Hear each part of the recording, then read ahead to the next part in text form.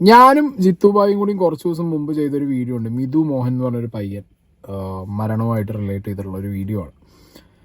അപ്പോൾ അന്ന് തന്നെ ആ പയ്യൻ്റെ പാരൻസ് വന്ന് പറഞ്ഞിട്ടുണ്ടായിരുന്നു, ഈ പയ്യൻ സ്നേഹിച്ച പെൺകുട്ടി ഇനി താല്പര്യമില്ല, റിലേഷനിൽ മുന്നോട്ട് പോകാൻ പറ്റില്ല, ഈ പയ്യൻ ഒരുപാട് കുഴപ്പമില്ല, നമുക്ക് എന്തെങ്കിലും ചെയ്യാന്നൊക്കെ പറയുമ്പോൾ ഭയങ്കരമായിട്ട് ഇഗ്നോർ ചെയ്ത് പോയി വല്ലതും ചെയ്തോ എന്ന് പറഞ്ഞതിൻ്റെ അടിസ്ഥാനത്തിലാണ് എൻ്റെ മകൻ പോയെന്നാണ് ആ പാരൻസ് പറഞ്ഞിട്ടുണ്ടായിരുന്നത്. ഇപ്പോൾ 2 ദിവസമായിട്ട് ഈ പയ്യൻ്റെയും ഈ പെൺകുട്ടിയുടെയും വോയിസ്, അവസാനത്തെ ഫോൺ കോൾ കണ്ടില്ലേ, അവരുടെ ചാറ്റോ വോയിസോ ആണ്, അതായത് അവർ ലാസ്റ്റ് കോൺവെർസേഷൻ ആണെന്ന് പറഞ്ഞിട്ട് ഒരുപാട് പേരിങ്ങനെ പോസ്റ്റ് ചെയ്യുന്നുണ്ട്. അപ്പോൾ 2 ദിവസമായിട്ട് ഞാനത് കാണുന്നുണ്ട്. കേട്ട വഴിക്ക് എനിക്ക് എന്തൊക്കെയോ നമുക്കൊരു സസ്പീഷ്യസ് ആവുമല്ലോ. നമ്മൾ പോലീസ് ഇതുവരെയായിട്ട് കേസ് എടുത്തതായിട്ട് എൻ്റെ അറിവിലില്ല. ഓക്കെ, കറക്റ്റ് മീ, ആർക്കെങ്കിലും അറിയുന്നുണ്ടെങ്കിൽ പോലീസ് കേസ് ആയിട്ടുണ്ടെങ്കിൽ നിങ്ങൾക്ക് പറയാം. ഞാൻ അന്വേഷിച്ചപ്പോൾ പോലീസ് കേസ് ആയിട്ടില്ല, ഒരാഴ്ച ആവാൻ പോകുന്നു. ഓക്കെ, അപ്പോൾ എന്താണെങ്കിലും ആ വോയിസ് ക്ലിപ്പ്, തൂങ്ങി മരിക്കുന്നതിന് മുമ്പ് അവസാനമായി മിഥു കാമുകിയോട് കെഞ്ചി പറഞ്ഞത് ഇതാണ്. ഓക്കെ, അപ്പോൾ ഇതൊരു 7 മിനിറ്റ് വീഡിയോ. അതിലൊരു മെയിൻ പോർഷൻസ് ഞാനിവിടെ സ്നേഹം ജിത്തുബായും ഫസ്റ്റ് ടൈമാണ് കേൾക്കുന്നത്. അപ്പോൾ അവരുടെയും കൂടി ഒരു അഭിപ്രായം നോക്കാമല്ലോ. അതുവേ എനിക്ക് സങ്കടം കൊണ്ടാണ്ട് ഞാൻ വിളിച്ച് പറഞ്ഞ കേട്ടാ നേരത്തെ, ശരിക്കല്ലേ. പിന്നെ ഞാനിപ്പോൾ ഒരുപാട് ആലോചിച്ചിട്ടൊരു തീരുമാനം പറയട്ടാ. ഞാൻ കുറച്ച് കാലം നിന്നൊന്നും ഡിസ്റ്റർബ് ചെയ്യാതിരിക്കാം. എന്തെങ്കിലും വിഷമോ എന്തെങ്കിലുമൊക്കെ ഉണ്ടെങ്കിൽ എൻ്റെ അടുത്ത് ഒന്ന് പറയണം. എന്തെങ്കിലും കാര്യം ഉണ്ടെങ്കിലും ഒക്കെ ഒന്ന് പറഞ്ഞാൽ. പിന്നെ ഞാൻ ഇന്നങ്ങനെ ശല്യപ്പെടുത്താനോ വിളിച്ച് ടോർച്ചർ ചെയ്യാനോ ഒന്നിനും ഞാൻ വരുന്നില്ല. എനിക്ക് മാക്സിമം ഞാൻ ഒഴിഞ്ഞ് മാറിപ്പോയി തരാം. പക്ഷെ ഞാൻ നിന്നെ വിട്ട് പോകണമെന്നൊന്നും നീ വിചാരിക്കരുത്. ഒരിക്കലും ഇതൊന്നും പറ്റൂല. എനിക്ക് നീയാണ് വേണ്ടത്. എനിക്ക് നിന്നെ പഴയ കാതുവരെ എനിക്ക് തിരിച്ച് കിട്ടണം. അവിടെ ഇപ്പം ചിലർ കൂടെ ഉണ്ടെന്നൊക്കെ നമുക്ക് തോന്നൂടെ, അവരവരോരോ യൂസിന് വേണ്ടിയാണ്ടേ.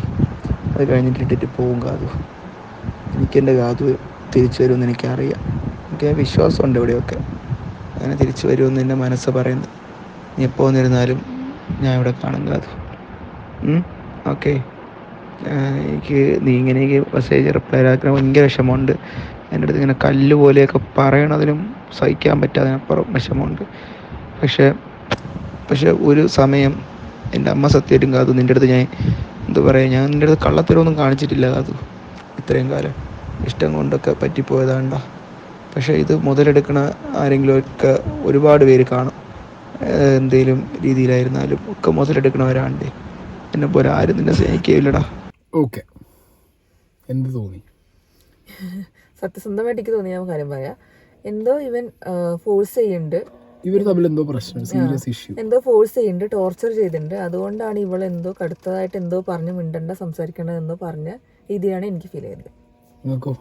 എനിക്ക് തന്നെ അവർ തമ്മിലുള്ള ഇഷ്ടത്തിന്റെ ഇടയിൽ അവർക്ക് ഇഷ്ടപ്പെടാത്ത, അതായത് ആ പെൺകുട്ടിക്ക് ഇഷ്ടപ്പെടാത്ത എന്തോ ഒന്ന് സംഭവിച്ചിട്ടുണ്ട്.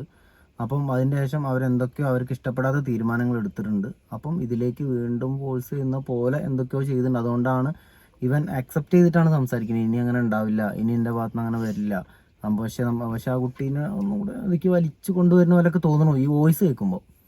ഓക്കെ, ഞാനിപ്പോൾ ഇത് റിപ്പീറ്റ് ചെയ്ത് 2ാമത്തെ ദിവസമാണ് കേൾക്കുന്നത്. ഒരു റിലേഷൻഷിപ്പ് നമ്മൾ പ്രേമിച്ചതാണ്, ജിത്തുവായുടെ ലൈഫിൽ റിലേഷൻസ് ഉണ്ടായിട്ടുണ്ട്. റിലേഷൻഷിപ്പിൽ ഇരിക്കുന്ന സമയത്ത് നമ്മൾ പാർട്ട്നേഴ്സ് തമ്മിലുണ്ടാകുന്ന ഒരു ഫൈറ്റിൻ്റെ ഗ്രാവിറ്റി, അത് എന്താ എങ്ങനെയാന്നുള്ളത് നമുക്കേ മനസ്സിലാവും. 3ാമതൊരു വ്യക്തിയല്ലേ, പുറത്ത് നിൽക്കുന്ന ഒരാൾക്ക് അതിൻ്റെ ഒരു ഗ്രാവിറ്റി മനസ്സിലാക്കാൻ പാടാണ്. അങ്ങനെ നല്ല ഒരു കച്ചറ ഉണ്ടായിട്ടാണ് വിട്ട് നിന്ന ഇവർ 2 പേര് എന്നുണ്ടെങ്കിൽ, ഓക്കെ, ആ പെൺകുട്ടി ഇനി എനിക്ക് റിലേഷനെ വേണ്ട എന്നുള്ള സ്റ്റാൻഡ് എടുത്തിട്ട് താല്പര്യമേ ഇല്ല. കാരണം ഇത് 2 പേരുടെ വീട്ടിലും അറിയാം, ബന്ധം അറിയാം, ഓൾമോസ്റ്റ് അവർ കല്യാണം കഴിക്കും എന്നുള്ള രീതിയിൽ മുന്നോട്ട് പോവാണ്. ആൻഡ് ചെറിയ റിലേഷൻ, ലോങ് ടൈം റിലേഷനാണ്, ഷോർട്ട് ടൈം അല്ല. അപ്പോൾ there is a serious issue. ഈ സീരിയസ് ഇഷ്യൂ എങ്ങനെയെന്നുള്ളത് ഇപ്പോൾ നിങ്ങൾ പറഞ്ഞ പോലെ എനിക്കും ജഡ്ജ് ചെയ്യാൻ പറ്റുന്നില്ല നേരത്തെ. അതുകൊണ്ടാണ് ഞാൻ നിങ്ങളോട് പറഞ്ഞത്. ഇപ്പം സ്നേഹ പറഞ്ഞപ്പോൾ പറഞ്ഞൊരു കാര്യമുണ്ട്, ഭയങ്കര എന്തോ ഒരു ഇഷ്യൂ ഉണ്ടായിട്ടുണ്ട്. അത് ആ പെൺകുട്ടിക്ക് ഭയങ്കര സങ്കടമായിട്ട് ഉള്ള രീതിയിലുള്ള എന്തോ ഇഷ്യൂ ആണ്. ടോർച്ചർ എന്നുള്ള വാക്ക് യൂസ് ചെയ്തിട്ടുണ്ട്. ടോർച്ചർ ചെയ്യാൻ പാടില്ല. ജിത്തുവായി ചിലപ്പോൾ ഫോൺ വിളിക്കുന്നത് ടോർച്ചറിങ് എന്നുള്ള രീതിയിലായിരിക്കാം, അല്ലാതെ വേറെ. അതെ. പിന്നെ ജിത്തുവായി പറഞ്ഞൊരു കേസുണ്ട്. ഏത് ഈ പറഞ്ഞ റിലേഷൻഷിപ്പിൽ ഈ പയ്യൻ അല്ലേ, ഈ പയ്യൻ ഈ ഇങ്ങനെ എന്താ പറയാ, ഈ കുട്ടിയെ വേണം തിരിച്ചെന്നുള്ള രീതിയിലുള്ള സംസാരിക്കുമ്പോൾ കല്ല് മാതിരി ആ പെൺകുട്ടി നിൽക്കുന്നുണ്ടെങ്കിൽ ഇവർ തമ്മിലുള്ള പ്രശ്നം അറിയാതെ നമ്മൾ ഇനി മുന്നോട്ട് പറഞ്ഞിട്ട് വല്ല കാര്യമുണ്ടോ? സോഷ്യൽ മീഡിയയിൽ ചർച്ച വേറെ ആരെയും നീ വിശ്വസിക്കരുത്, കൂടെയുള്ളവർ അത് ചിലപ്പോൾ വീട്ടുകാരോ ഫ്രണ്ട്സോ ആയിരിക്കാം. അപ്പൊ ഇതറിയുന്ന ആരോ ഉണ്ട്, ഈ എക്സാക്ട് ഇഷ്യൂ അറിയുന്ന ഇവരുടെ ഫ്രണ്ട് സർക്കിളിലോ റിലേറ്റീവ്സിലോ ആരെങ്കിലും കാണും. അപ്പോൾ ഇതിൽ സംഗതി തക്കതായിട്ടുള്ളൊരു വിഷയം സംഭവിച്ചതിന് ശേഷം വന്ന അതിലൊരു ഓപ്പോസിറ്റ് കാര്യം പറയട്ടെ. ഇവര് തമ്മിൽ ഇഷ്ടപ്പെടുന്ന ആൾക്കാരാണ്. ഇവരുടെ ഇടയിൽ എന്ത് ചെറിയ പ്രശ്നം ഉണ്ടെങ്കിലും അതൊരു വലിയ സീരിയസ് പ്രശ്നമാവാം. അതായത് വലിയ സംഭവമാണെന്നില്ല. ഇപ്പൊ നമ്മൾ തമ്മിൽ പ്രേമിക്കുമ്പോൾ നമ്മളിപ്പോ എന്റെ ഫോൺ വിളിച്ചില്ല എന്ന് പറഞ്ഞാൽ തന്നെ നമ്മുടെ ഇടയിൽ അതൊരു സീരിയസ് പ്രശ്നമാണ്. അപ്പൊ അങ്ങനത്തെ ഒരു ചെറിയ സംഭവം അതും ആവാം. പക്ഷെ നമുക്ക് പറയാൻ പറ്റില്ല സ്നേഹം. അതായത് ഈ ഇഷ്യൂ എന്താ, അതിന്റെ ഗ്രാവിറ്റി എന്താന്നുള്ളത് ആർക്കും നമുക്ക് പറയാൻ പറ്റില്ല. അത് ഇവർക്ക് രണ്ടാർക്കും തന്നെ അറിയുള്ളൂ. പിന്നെ ഇതെന്താ ഇഷ്യൂ, ഇതിന്റെ ഒരു എന്നിട്ട് അവള് ഇത് കേട്ടിട്ട് എനിക്ക് തോന്നുന്നു അവൾ എന്നിട്ട് അവള് മിണ്ടാതിരുന്നു. എന്നിട്ട് ഇപ്പൊ പിന്നാലെ നടന്ന് വിളിച്ചു, ശല്യം ചെയ്യാൻ അങ്ങനെ ഞാൻ പറയില്ല, വിളിച്ചു, ഇഷ്ടം കൊണ്ട് വിളിച്ചു, ഞാൻ ടോർച്ചർ ചെയ്തു എന്ന് പറഞ്ഞ സോറി പറഞ്ഞ രീതിയിലാണ് ഫുള്ള് സംസാരം എനിക്ക് തോന്നിയത്. അപ്പോ ഈ ഇഷ്യൂ എന്താന്നുള്ളത് ആദ്യം അല്ലേ, ഇത് പോലീസ് കേസോ പ്രശ്നമൊക്കെ ആവുന്നതിന് മുമ്പ് ഇത് എന്താണ് വിഷയം, എന്തിന്റെ പേരിലാന്നുള്ളതൊക്കെ എന്താണെങ്കിലും ഇത്രയൊക്കെ ഇനിയിപ്പോ എന്തായാലും പുറത്തു പോകുന്നു, അറിയുന്നവരെന്താണെങ്കിലും അത് വന്നൊന്ന് പറയണം ദയവേദന. ഞാൻ പറഞ്ഞത് ആർക്കും ഒരു സ്റ്റെപ്പ് പോലും മുന്നോട്ട് എടുക്കാൻ ഇല്ല, നടക്കൂല. രണ്ടാളെ ഭാഗത്ത് നിൽക്കാൻ പറ്റും. കാരണം ഞാൻ 2 ദിവസം ഈ വോയിസ് ഇരുന്ന് കേൾക്കുമ്പോഴും ഒരു പിടുത്തം, കാരണം ഇവരെ സംസാരത്തിൽ നമുക്ക് എന്താ ഇഷ്യൂ എന്ന് മനസ്സിലാവണില്ല. എനിക്ക് വന്നിരുന്ന് പറയാനും പറ്റില്ല എന്ത് ഇവര് തമ്മിൽ ഇന്ന ഇഷ്യൂ ആയിരിക്കാം. ഓക്കെ, അല്ലെങ്കിൽ ആ പെൺകുട്ടിയെ വേദനിപ്പിക്കുന്ന രീതിയിൽ ഈ പയ്യൻ, അങ്ങനെയും പറയാൻ പറ്റില്ല. എന്താ ഇഷ്യൂ നമുക്ക് അറിയണല്ലോ. ഞാൻ ഒരു ഓപ്പണായിട്ട് സത്യം പറഞ്ഞു കഴിഞ്ഞാൽ എനിക്ക് നീ പിന്നെ അന്നൊക്കെ പ്രശ്നമായതൊന്നും ഞാൻ സീരിയസ് ആയിട്ട് എൻ്റെ ജീവിതത്തിൽ ഞാൻ എടുത്തിട്ടില്ല. അന്ന് ജമ്മു പോയത് മാത്രമാണ് ഞാൻ സീരിയസ് ആയിട്ട് എടുത്തിട്ടുള്ളത്. എനിക്കാണെങ്കിൽ എന്നോടെ എനിക്ക് നീ പോകുമെന്ന് പറഞ്ഞു കഴിഞ്ഞാൽ പറ്റുക, എനിക്ക് ഇഷ്ടത്തോടെ അത്ര എന്തിനു വേണോ ചെയ്യാതെ നിനക്ക് വേണ്ടി ഞാൻ ജോലി വരെ വാങ്ങിക്കാൻ നോക്കിയതല്ലടാ നിനക്ക് വേണ്ടി കിട്ടണമെന്നൊക്കെ പറഞ്ഞ്. നീ ഇനി സീരിയസ് ആയിട്ടാണെന്ന് ഒരാഴ്ച മുമ്പ് വരെ ഞാൻ വിചാരിച്ചില്ല.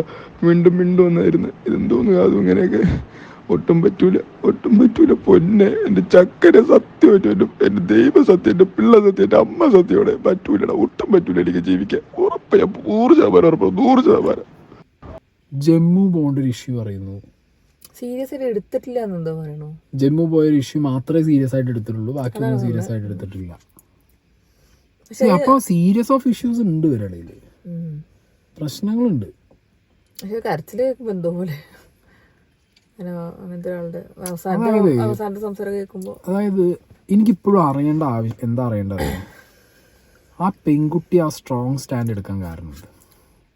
സംസാരിക്കുകയില്ല, നീ റിലേഷനേ വേണ്ട, എന്തായാലും അവരുടെ ഇടയിൽ ചെറിയൊരു കാര്യമല്ല എന്നുള്ളത് ഉറപ്പാണ്. അങ്ങനെ ആകുമ്പോൾ ഇപ്പൊ റിലേഷന്റെ ഇടയിൽ അടിപിടിയും ഒക്കെ ഉണ്ടാവലും തെറ്റിയിരിക്കലൊക്കെ സ്വാഭാവികമാണ്. പക്ഷെ ഇത്രയും സ്ട്രോങ് ആയിട്ടൊരു ഡിസിഷൻ ഒരാൾ ഞാൻ എൻ്റെ ജീവൻ കളയുമെന്ന് പറയുമ്പോഴും തിരിഞ്ഞു നോക്കാതെ ഇരിക്കുക എന്നൊക്കെ പറയുമ്പോൾ അതിന് മാത്രം എന്തോ ഒരു ഇഷ്യൂ ഉണ്ട്. അതെ, ഇതിപ്പോ പലരും ഞാൻ പറഞ്ഞല്ലോ, ഇപ്പൊ ഞാനാണെങ്കിലും ഫസ്റ്റ് വീഡിയോ ചെയ്തപ്പോൾ പറയണ്ടായിരുന്നു പോലീസ് കേസും കാര്യങ്ങളും, അല്ലെങ്കിൽ ആൺകുട്ടികളാണെന്നുണ്ടെങ്കിൽ ഇത് പോലീസ് കേസാവും പെട്ടെന്ന്. ശരിക്കും ഞാൻ പറയുമ്പോൾ ഇതിൽ പോലീസ് കേസ് വേണം. അതായത് ഈ പെൺകുട്ടിയെ പിടിച്ച് കൊണ്ടുപോയിട്ട് അങ്ങോട്ട്, അതല്ല ഞാൻ പറയുന്നത്, കൃത്യമായി കാരണം അറിയേണ്ടത്, കൃത്യമായി കാരണം അറിയണം. അത് വലിയ പ്രയാസം ഉണ്ടാവില്ല തോന്നുന്നു, ഇതിന്റെ കാരണങ്ങൾ അറിയാന്നുണ്ടെങ്കിൽ. ഒന്നില്ലെങ്കിൽ ആ കുട്ടി വായ ഉറങ്ങണം, കുട്ടീനെ ചോദിച്ചു കഴിഞ്ഞാൽ, കുട്ടീനോട് ചോദിച്ചു കഴിഞ്ഞാൽ ഇതുമായിട്ട് ബന്ധപ്പെട്ട ആരെങ്കിലും ഒക്കെ പുറത്തു വരാം. ആൻഡ് ആ കുട്ടി വളരെ ആക്റ്റീവാണ്. ആ കുട്ടി ഇൻസ്റ്റാഗ്രാമിലും അവിടെ ഇവിടെയൊക്കെ, ഇപ്പൊ ഞാനിട്ട വീഡിയോയുടെ അടിയിലൊക്കെ ആ കുട്ടി കമന്റ് ഇടുന്നുണ്ട്. പക്ഷെ നമ്മൾ തിരിച്ച് കമന്റ് ചെയ്യുമ്പോൾ റിപ്ലൈ ഇല്ല. ഈവൻ ഞാൻ ഈ കുട്ടിയുടെ പേഴ്സണൽ മെസ്സേജിൽ ഒരു ഹായ് ഇട്ടിട്ടുണ്ടായിരുന്നു, അത് കണ്ടിട്ടുമില്ല.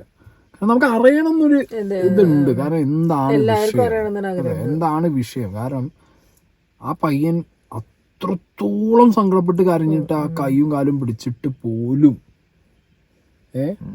അതിലൊരു എന്താ പറയാ കട്ട് ആൻഡ് റൈറ്റ് തീരുമാനം എടുക്കാൻ എന്താ കാരണം നമുക്ക് അറിയണമല്ലോ. അതൊന്നും അറിയാൻ വേണ്ടിയിട്ടാണ്. ഓക്കെ, അപ്പോ റിലേഷൻഷിപ്പിൽ ഞാൻ പറഞ്ഞല്ലോ, no is a no accept ചെയ്യാൻ പഠിച്ചേ പറ്റൂല. വൻ സീനാണ് ഈ സംഗതി. ഞാൻ നിനക്ക് മര്യാദയ്ക്ക് ഞാൻ മെസ്സേജ് അയച്ചു, നിനക്കത് പറ്റില്ല, നിനക്ക് പഴയതുപോലെ വേണം, മറ്റേയാണ് തേങ്ങയാണെന്നൊക്കെ പറയുന്നു. ഞാൻ മര്യാദയ്ക്ക് മെസ്സേജ് അയച്ചു, ഞാൻ മര്യാദയ്ക്ക് നിൻ്റെ കോൾ സംസാരിക്കുന്നുണ്ട്, നിനക്കൊന്നും പറ്റില്ല, നീ എപ്പോൾ വിളിച്ചാലും എന്നെ എന്താ വിളിച്ച് കരഞ്ഞുകൊണ്ടിരിക്കുന്നു. നീ കരഞ്ഞിട്ട് എനിക്കൊന്നും തോന്നുന്നില്ല, അതാ സംഭവം. നീ കരഞ്ഞാലും ആ കരഞ്ഞോട്ടെ. ഞാൻ നിന്നെ 5 വർഷം എനിക്ക് പറ്റുന്നില്ല, 5 വർഷം എന്ന് പറയുന്നില്ല, 3 വർഷം, 2 വർഷം എനിക്കും ഇഷ്ടമായിരുന്നു. 3 വർഷം ഞാൻ എൻ്റെ മാക്സിമം നോക്കി, എനിക്ക് പറ്റുന്നില്ല. 3 വർഷം ഞാൻ ട്രൈ ചെയ്തു, എനിക്ക് പറ്റിയില്ല. ഇനി 3 വർഷം നീ ഒന്ന് ട്രൈ ചെയ്യും, നിനക്ക് പറ്റുന്നുണ്ടോ എന്ന്. എല്ലാം അങ്ങോട്ടും ഇങ്ങോട്ടും നോക്കുന്നാണല്ലോ. നീ ട്രൈ ചെയ്യും, നിനക്ക് എന്തായാലും പറ്റും, എനിക്ക് എന്തായാലും പറ്റുന്നില്ല. എൻ്റെ ചോയ്സ് ഇതാണ്, ഞാൻ ചൂസ് ചെയ്ത് കഴിഞ്ഞു. ഇപ്പം പറഞ്ഞില്ല 1 മാസം ആവുമെന്ന്, അതിന് 2 മാസമാവും, 3 മാസമാവും, മാസങ്ങളങ്ങ് പോയിക്കൊണ്ടിരിക്കും. എനിക്ക് പറ്റില്ല. എനിക്ക് റെക്കോർഡ് കേൾക്കാനും സൗകര്യമില്ല.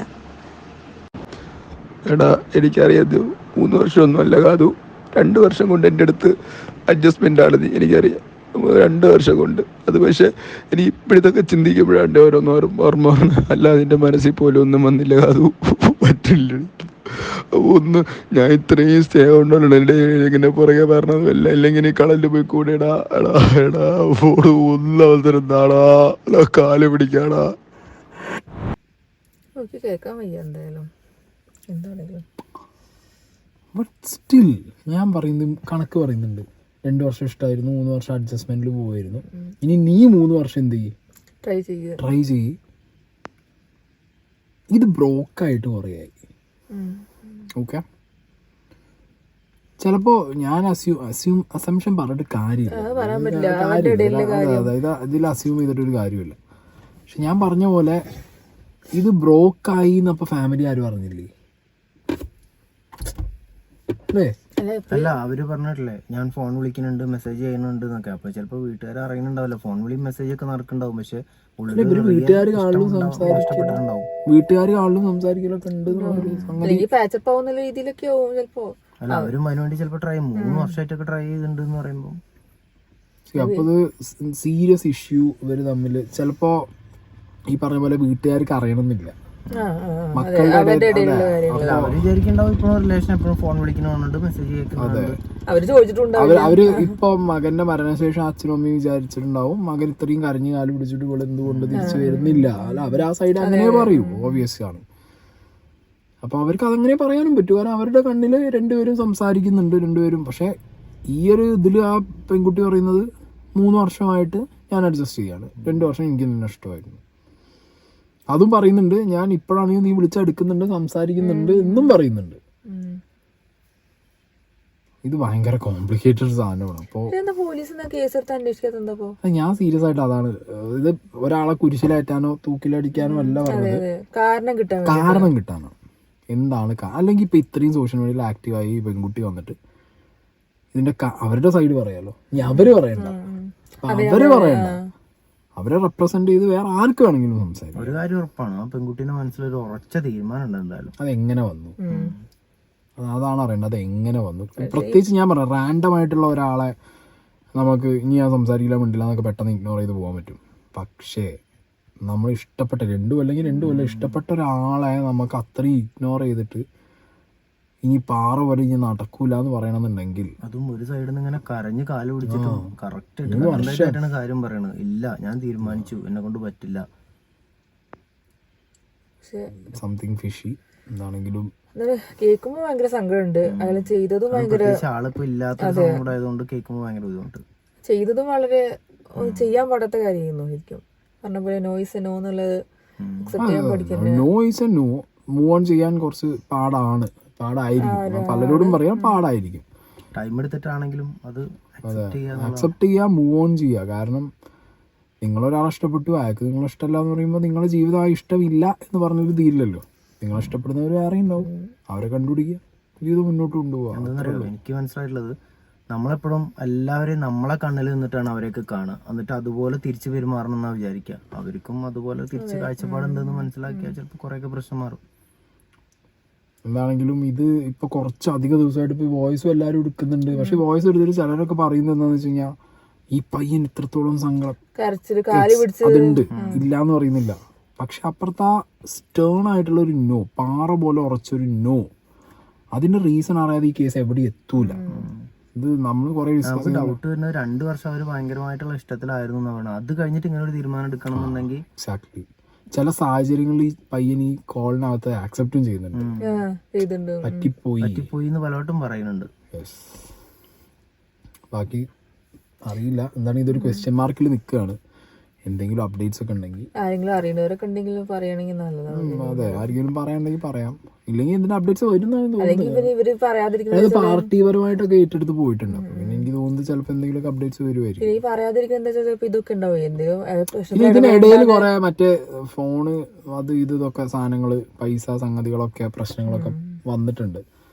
അവിടെ അപ്പോഴും എനിക്ക് ഡൗട്ട്, ഐഫോണിന്റെ ഒരു ഫോട്ടോ ഞാൻ കണ്ട്, അത് 14 ആണോ 12 ആണോ 13 ആണോ അറിയുന്നത്, 2 കൊല്ലം മുന്നേ നല്ല ഇഷ്ടത്തിലുള്ളപ്പോഴായിരിക്കണം.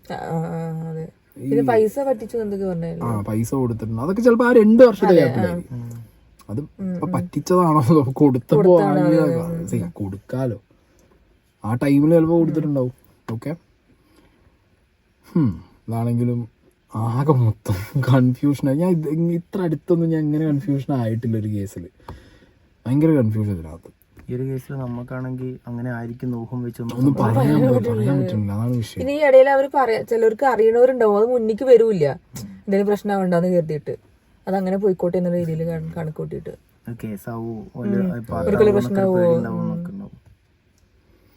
സോ ഹൂ നോസ്, അറിയുമായിരിക്കുമല്ലോ ഒരു ദിവസം. അറിയണല്ലായിരിക്കും.